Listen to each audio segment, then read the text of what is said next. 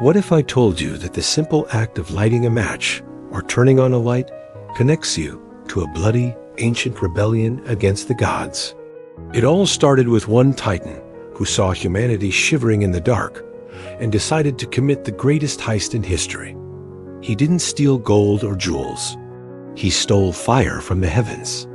This act of defiance gave us warmth, light, and the dawn of civilization.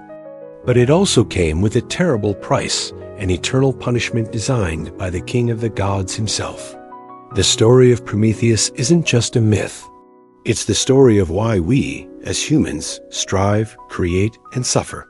And the ending? Well, let's just say it involves another legendary hero.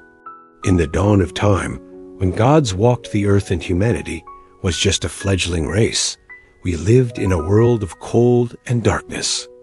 The gods on Mount Olympus possessed a power we could only dream of: fire. They hoarded it, believing mortals were too primitive to handle such a force. But one being saw things differently. His name was Prometheus. He wasn't a god, but a titan, one of the old primordial beings. He looked down upon the earth and saw not weakness, but potential. He saw people huddling in caves, struggling against the cold, and blind in the endless night.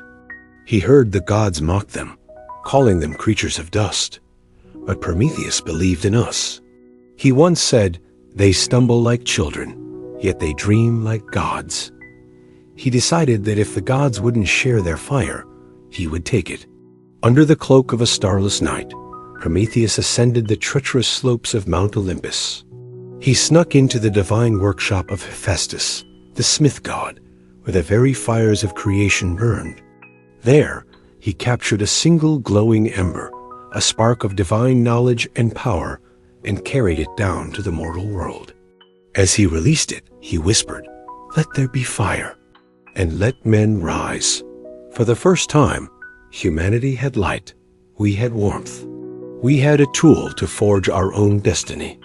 But this gift did not go unnoticed. Up on Mount Olympus, Zeus, the king of the gods, saw the pinpricks of light dotting the dark earth. His fury was absolute. His voice boomed across the heavens.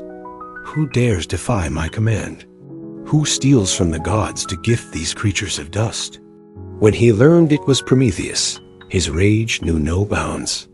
Zeus decided that both humanity and the Titan would pay dearly for this transgression. So, how do you punish an entire species for receiving a gift? Zeus's plan was diabolical. He ordered the creation of the first woman, Pandora. Crafted by the gods, she was beautiful beyond compare, a marvel to behold. But she was also a trap. Zeus gave her a sealed box or a jar, depending on the version of the myth, and warned her never to open it. This was his punishment for mankind. He knew that human curiosity would be its own undoing. And so it was.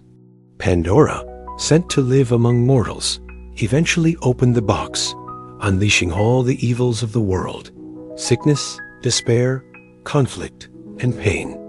All that remained inside was hope, a tiny flicker to help us endure the suffering.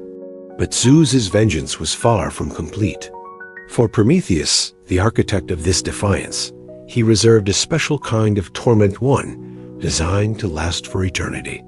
He commanded his guards to drag the Titan to the farthest edge of the world, to the desolate Caucasus Mountains.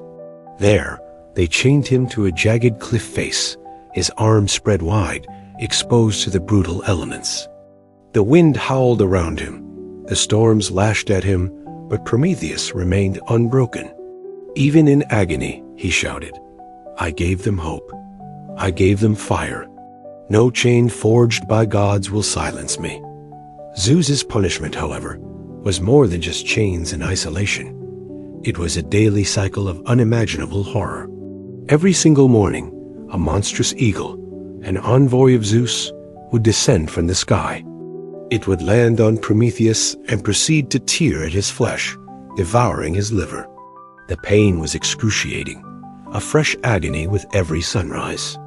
But because Prometheus was immortal, his liver would regenerate completely overnight, making him whole again, only to face the same torment the next day. Day after day, year after year, century after century. It was an eternity of suffering. Can you imagine that? An endless loop of torture, all for giving humanity a chance. Yet, even as the eagle feasted, Prometheus never broke. He would groan in pain, but sometimes manage a weak laugh, taunting his tormentor. "You may feast, creature," he'd say, "but my will is immortal." Mankind will remember the Titan who bled for their light. And he was right. His story became a legend, a symbol of rebellion against tyranny, the ultimate sacrifice for knowledge and progress. Empires rose and fell, civilizations flourished and crumbled, and all the while, Prometheus endured on that lonely mountain. But no punishment, not even a divine one, truly lasts forever. After what felt like an eternity, some say 30,000 years, a new figure appeared on the horizon. It was the hero Heracles, son of Zeus, on one of his famous 12 labors. As he journeyed through the desolate mountains, he came upon the chained Titan and witnessed the eagle's brutal daily ritual. Moved by the Titan's noble suffering and unyielding spirit, Heracles decided to intervene. He was the greatest hero of his age, a demigod of incredible strength and courage. He drew his mighty bow, took aim at the sky, and with a single perfectly shot arrow, he slew the eagle. The beast fell from the sky, never to return. Then, with his bare hands, Heracles shattered the divine chains that had bound Prometheus for millennia. After ages of torment, the Firebringer was finally free. The story of Prometheus is so much more than just a myth. It's a powerful metaphor for our own human journey. It teaches us that the pursuit of knowledge, progress, and freedom often comes at a great cost. Every great leap forward in our history, be it in science, art, or society, was spearheaded by people who, like Prometheus, dared to challenge the status quo and bring a new fire to the world. They often faced ridicule, persecution, or worse. The myth serves as both a warning and a promise. It warns us that power and knowledge are dangerous, but it promises that through courage and sacrifice, we can elevate ourselves. In every flame we light, in every idea we share, and in every act of defiance against injustice, a spark of Prometheus's stolen fire burns on. He wasn't just the Firebringer. He was the first champion of humanity. So, what do you think?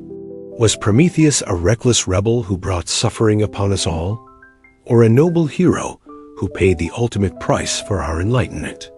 Let me know your thoughts in the comments below. If you enjoyed this journey into mythology, make sure to hit that subscribe button and turn on notifications so you don't miss our next story. Thanks for watching, and we'll see you in the next video.